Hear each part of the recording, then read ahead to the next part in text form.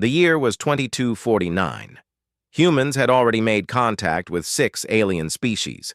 Most of them were peaceful, but communication had always been a challenge. That was why Lieutenant Alex Carter, a language expert and communication officer, was a key, part of the human research ship HSS Explorer. Alex loved his job.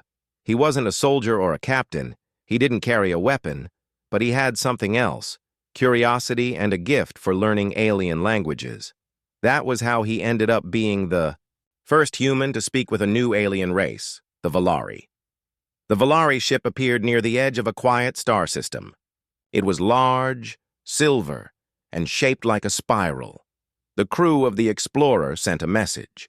To their surprise, the Valari answered peacefully and invited them to talk. Captain Juno, a brave and fair leader, chose Alex to lead the conversation. "You're up, Carter," she said. "Let's make history without starting a war." Alex nodded. He smiled nervously and activated the translator AI he had designed himself. It was still learning Valari language from the signals they had sent. He spoke into the device. "Hello, we are peaceful explorers. We come to learn, not to fight." The screen showed a tall, silver-skinned alien with glowing blue eyes and soft, armor-like skin. She had long limbs and a graceful stance. Her voice was clear and calm. "I am Zira," she said, "Valari diplomat. Welcome, human mate." Alex blinked. "Mate?" The translator beeped, showing the word again. "Mate," Alex glanced at the screen, confused. Was this a mistake? Thank you, Ambassador Zira. Did you say mate?" Zira tilted her head slightly. "Yes, you speak kindly. You are my mate now." On the bridge of the Explorer, everyone froze. Then someone coughed to hide a laugh. Captain Juno raised an eyebrow. "Carter, you making friends already?" Alex turned red. "It's probably a translation glitch." But Zira continued speaking. "You speak as Valari do, with peace, respect, and calm. It is good. My mate, let us begin talks." The translator repeated the word again. "Mate," Alex sighed. "This is going to be interesting." Over the next few days, Alex spoke with Zira again and again. They exchanged knowledge, ideas, and stories. She seemed to enjoy his company. Whenever she addressed him, she used the word mate. "I believe in you, mate. You are clever. Mate? My mate, your people are strong." At first, Alex tried to fix the translation glitch. He spent hours checking the language files. The word mate in English had many meanings: friend, partner, teammate, or even romantic partner. He hoped it was just the first meaning. But nothing in the AI logs showed an error. The translator insisted it was correct. Zira didn't act romantic, but she also didn't act cold. She stood close to him during talks. She listened carefully to his words. And once, when another Valari leader spoke rudely, she stepped forward and said, "Do not insult my mate." That made Alex pause. "Why do you keep calling me that?" he asked her gently during a quiet session. Zira looked at him, her blue eyes glowing slightly. "You help without asking. You speak without lies. You respect our ways. Valari do not waste words. Mate is what you are." Alex looked down at his data pad. His heart was racing a little, though he didn't know why. In our language, that word has many meanings. Some people might think it's romantic. Zira's eyes blinked slowly. "Romantic?" he tried to explain. "It's when two people feel something strong, like closeness, care, maybe even love." Zira didn't laugh. She didn't smile. She simply said, "Valari do not pretend feelings. I call you mate. That means I trust you." Alex didn't know what to say. He just nodded. "Okay." Later that evening, Alex sat alone in the observation deck. He watched the stars. The AI floated near him, quietly humming. "Is it really a glitch?" he asked aloud. "Or did she mean it?" The AI beeped softly. No error found in translation. He smiled to himself. She really meant it. Captain Juno walked in and handed him a cup of coffee. You've made quite an impression, Lieutenant. Alex chuckled. Yeah. The alien diplomat called me her mate. She's not the first alien to like humans, the captain said, but this one seems different. She does, Alex agreed. He looked out at the stars again. Somewhere out there was a new species, new friends, and maybe even something more. It all started with a simple message, and a translation that might not be broken after all. Alex Carter was getting used to being called mate by Zira, the Valari ambassador. At first, he had thought it was just a funny mistake made by the translator, but now, after days of working together, he wasn't so sure. Every time she said it, she looked him in the eyes and spoke with respect. It didn't sound like an error. It sounded real. Still, he kept telling himself it was just a cultural misunderstanding. After all, they were two different species from two different planets. There was no way she could actually mean it like humans did, right? That morning, Alex and Zira were sent to fix a broken power relay on a Valari supply ship. It was a shared mission between the humans and the Valari. Zira asked that Alex be the one to help her, saying, "My mate has steady hands and sharp thoughts." Alex smiled awkwardly as the other crew members raised their eyebrows. When they reached the ship, Zira led him to the damaged section. As they worked side by side, Alex noticed how smoothly she moved and how carefully she explained every step to him. She never spoke down to him. She never acted like he was weak or less intelligent, even though the Valari were physically stronger and more advanced in technology. "You are quick to learn," Zira said while handing him a glowing tool. "That is why you are my mate." Alex almost dropped the tool. He decided it was time to check something important.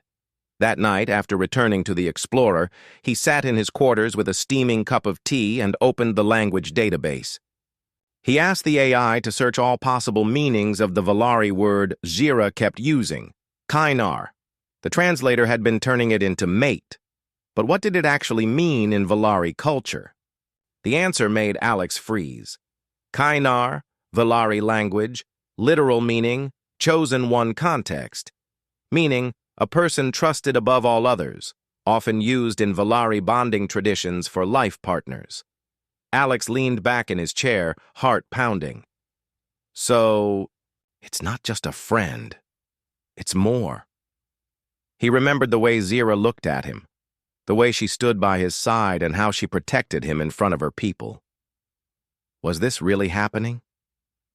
The next day, things got even more confusing and more interesting.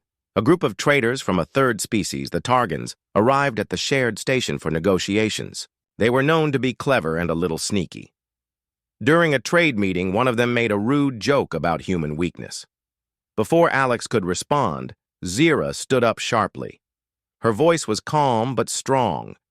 "Do not insult my mate," she said, clearly. "He stands with the Valari. Insult him, and you insult me." The room went silent. The Targan trader bowed quickly, realizing his mistake. "Apologies, Ambassador. No offense was meant." After the meeting, Alex walked beside Zira through the station corridor. "You didn't have to defend me," he said. Zira looked at him, her eyes glowing softly. "I did. You are my Kainar. I do not allow others to speak against you." "But why me?" he asked honestly. "There are stronger people, smarter people. I'm just me." "You are kind when others are not. You listen when others speak. You helped without asking anything in return. Among my people, such things matter more than strength." Alex didn't know what to say. Part of him was still unsure. Could an alien really care about him like this?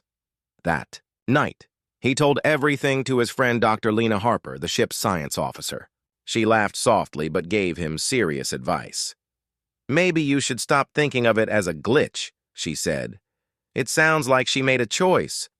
The question is, how do you feel about it?" Alex looked out the window at the stars. I don't know yet, but I don't feel uncomfortable. In fact, it feels kind of nice. The next morning, Zira invited Alex to a Valari honor ceremony. It was a celebration of peace and shared learning. Humans had never been part of it before, but she had asked for him specifically. You will stand beside me, she said. That is what mates do. Alex hesitated, then nodded. Okay, I'll be there. As he walked away, he heard a whisper. From the translator AI, warning, no error found. He smiled. Maybe it wasn't a glitch after all. The Valari honor ceremony was not like anything Alex Carter had ever seen. The walls of the Valari station shimmered with soft blue light. Their symbols, shaped like spirals and stars, glowed gently all around. Dozens of Valari stood in a wide circle dressed in silver robes. They sang without music, their voices blending into a calm and beautiful sound. Everything felt peaceful, but also powerful. Alex stood next to Zira in the center of the room. His human uniform looked very simple compared to the robes, but she didn't seem to mind. You honor us with your presence, mate, she said, softly but proudly. Alex felt his heart skip a beat. He still wasn't fully used to being called, that in front of so many people. But now, he didn't mind it so much. Not anymore. Zira raised her hand and addressed her people. This human, she began, came to us not with weapons but with words, not with demands but with help. He is my Kainar, my chosen one, and I stand beside him in peace. The Valari nodded, their heads tilting slightly in respect. Alex didn't know what to say. He gave a small bow and said, Thank you for your trust. I will continue to earn it. It was short, but Zira smiled, just as the ceremony was about to end. The doors opened. A group of alien visitors entered, dressed in red and black armor. They were Torvins, a species known for being proud and aggressive. Their leader, a tall figure named Gorik, stepped forward. We come with concern, Gorik said. This human speaks of peace, yet you call him your mate. Is that not a Valari bond? One not meant for outsiders? The room grew cold. Zira stepped forward. The bond is real. His species matters not. His actions do. Gorik laughed. Then Valari honor is weaker than we thought. Alex clenched his fists. What are you trying to say? Gorik stared at him. Humans are young, loud, and always reaching beyond their place. If you can become a mate of Valari, then perhaps Valari are losing their wisdom. Some Valari murmured in the crowd. Zira's voice was sharp now. Speak again, and you will leave. Alex took a deep breath and stepped up beside her. I know I'm not Valari. I know I don't fully understand your ways, but I've always come with honesty. If I was chosen, it wasn't because of tricks. It was because I listened and learned. Gorik smiled coldly. Then let us test that. Prove your bond, or leave the circle. Zira's eyes narrowed. You insult my mate and demand proof? Then you shall have it. Through words, not war. Over the next hour, a trial of truth began. It was an old Valari tradition, rarely used. A set of questions, stories, and cultural challenges would be presented. If Alex failed, the bond would be seen as weak. If he passed, the Valari would accept him fully. Zira stood behind him the entire time, silent but supportive. The first task was a language riddle. Alex listened carefully to the Valari words, then slowly gave his answer. Balance, he said. The room was silent for a moment. Then, a soft gong rang. Correct. The next was a test of memory. Names of Valari stars, spoken only once. Alex repeated them with care. Another gong rang. Correct again. The final test came from Gorik himself. Tell us what the word Kainar means to you now. Alex looked at Zira, then back at the crowd. At first, I thought it meant friend or partner. I thought it was just a glitch, but now I know it means more. It means trust.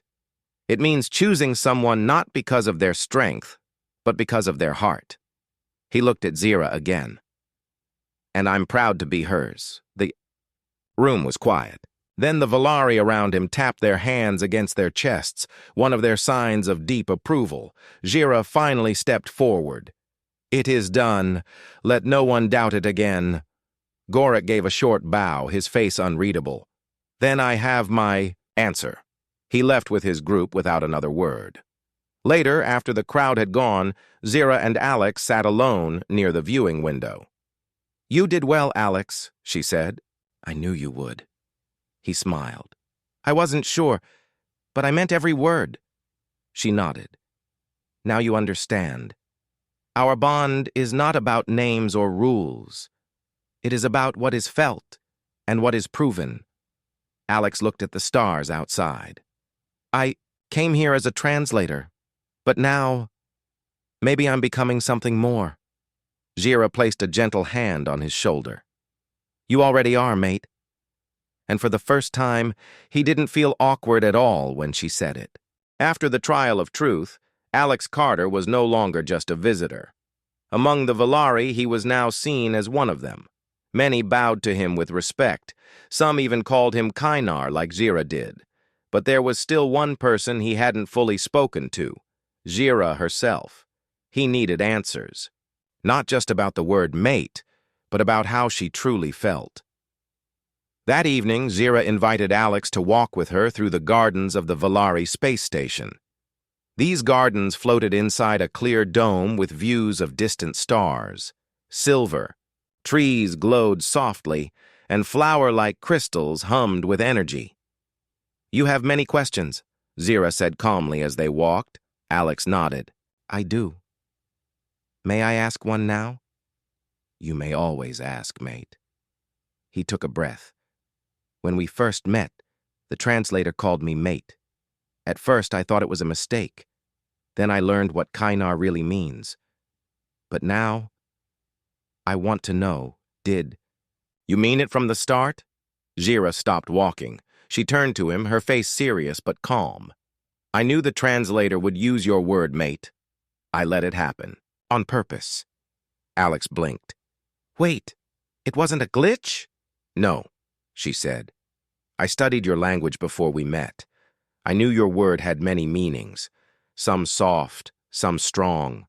But to us, Kynar has only one meaning. And I knew it. Matched your word. Mate. Alex was silent. Zira continued. I saw how you treated others, how you spoke with care. You respected my people. You respected me. I chose you. Alex looked up at the stars through the glass dome. So many thoughts raced through his mind. I don't know if I deserve it, he said. Zira gently placed her hand on his.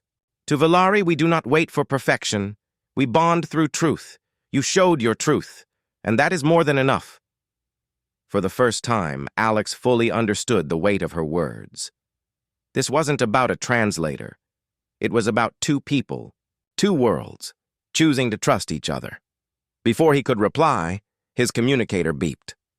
Lieutenant Carter, report to the command deck. It's urgent. Alex and Zira hurried to the main control room. Captain Juno stood near the hologram table, looking serious. Torvin ships have entered the system, she said. They're not responding to hails. A Valari officer stepped forward.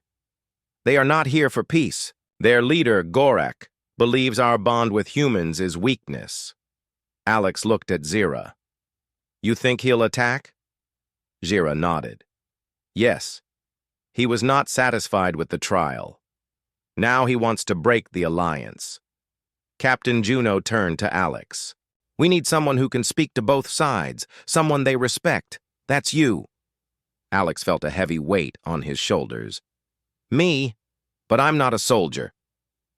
Zira stepped beside him. You are something better. You are a bridge. He took a deep breath. All right, let's do this. Alex and Zira boarded a small diplomatic shuttle. As they flew toward the Torvan flagship, he tried to stay calm. The ship was dark and sharp-edged, looking more like a weapon than a home. Inside, Gorik waited on his throne. "You return," Gorik said, voice deep and cold. "I came to ask for peace," Alex replied. "Again. You ask, but do not understand. Your bond with the Valari makes them weak. You change them." Jira spoke firmly. "He has not made us weak. He has reminded us that strength also lives in peace." Gorik rose. "Then prove it, human, not with words, but with action." Alex stood tall. "Fine. What challenge do you offer?" Gorik pointed to a hollow map. "One of our scout ships was damaged. It drifts near the star. Send your human to rescue it. If he succeeds, we will listen. If he fails, we will leave and return with war." Captain Juno, watching through the feed, shouted in his ear, "Alex, that's suicide! The radiation near the star will destroy that shuttle." But Alex looked at Zira. "I'll go." She grabbed his hand. "You do not need to prove anything." "I know," he said, "but I want to." Minutes later, Alex flew the shuttle toward the dying scout ship. The sun blazed nearby, its heat pushing the shields to the limit. Sweat ran down his face as he guided the small craft. He locked on to the drifting Torvan ship, used a magnetic puller, and dragged it away from the sun's gravity. Alarms rang, sparks flew, but he didn't stop. With a final burst of power, he ejected both ships into safe space. Gorik, watching from his ship, stood silent. "You saved them," he said. "Why?" "Because I'm human," Alex answered, "and that's what we do." Back. On the station, Zira met him at the dock. She didn't say a word. She simply stepped forward and hugged him, carefully but warmly. "You are more than my mate now," she whispered. "You are part of us." And Alex, smiling despite the pain, "And heat burns," whispered back. "Honestly, I'm okay with that." The Valari station was quiet, but not peaceful. After the rescue mission, the Torvans promised to think about peace. But days passed, and there was no reply. Everyone knew what that meant. The Torvans were planning something. Captain Juno stood at the front of the human command deck, her hands behind her back. Zira stood beside her. Alex Carter was just behind them, watching the main screen. A fleet of Torvan ships had entered the outer edge of the system. No messages, no warnings, only silence. Jira spoke calmly. "They are testing us. They want to see if we will run or fight." Alex looked at her. "Then we should show them that we stand." Captain Juno nodded. "Agreed. But we don't want war unless we have no choice." Alex had an idea. "What if we show them something new? Not weapons, not fear, but a reason to listen." Juno turned. "I'm listening." Soon a plan was made. Humans and Valari would work together, openly and fully. They would build a defense system using both their technologies, and Alex would be the voice to speak for them, one last time, if needed. In less than 2 days, Valari engineers and human technicians built a shield grid around the station. Human drones were placed outside the field, ready to alert them of any incoming threat. Valari energy crystals powered the systems, and human logic systems made it flexible. Jira and Alex worked side by side. She watched as he gave commands and solved problems. "You are no longer just a translator," she told him. He smiled. "I guess not. But I still speak for peace."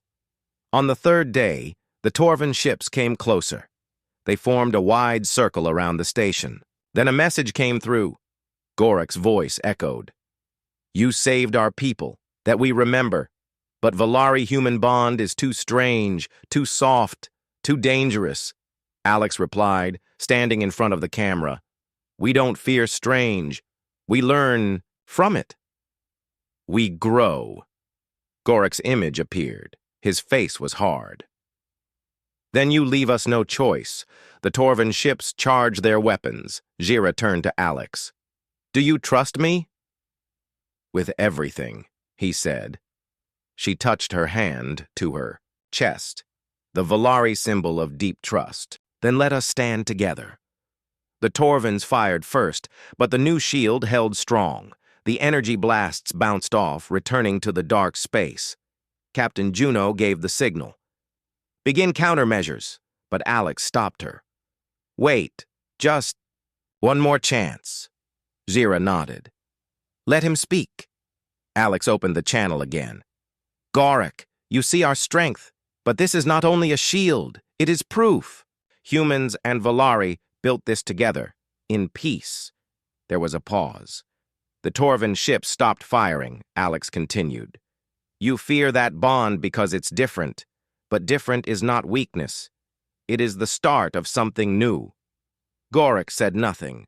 Then Jira stepped forward.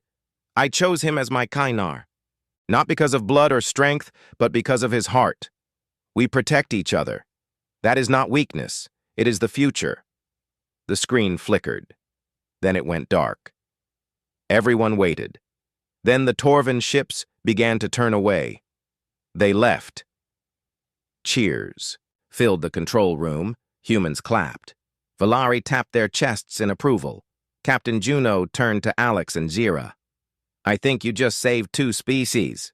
Alex laughed, a little breathless. "Let's hope it lasts." Jira looked at him. "It will, because you spoke not with fear, but with truth."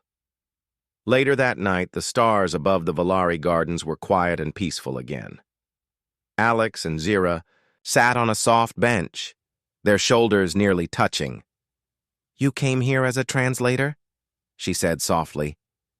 "I did," Alex replied. "But I stayed because of you." She smiled, something rare but real. "And now you are more than just my mate. You are a symbol." He looked at her. "Do you ever regret choosing me?" "Never." They sat in silence, watching the stars. Alex finally said, "When this all began, I thought it was just a mistake, a translator glitch." Jira turned to him. "It was never a glitch." Alex nodded slowly. "I know that now." He reached out and gently took her hand. "And honestly, I'm okay with that.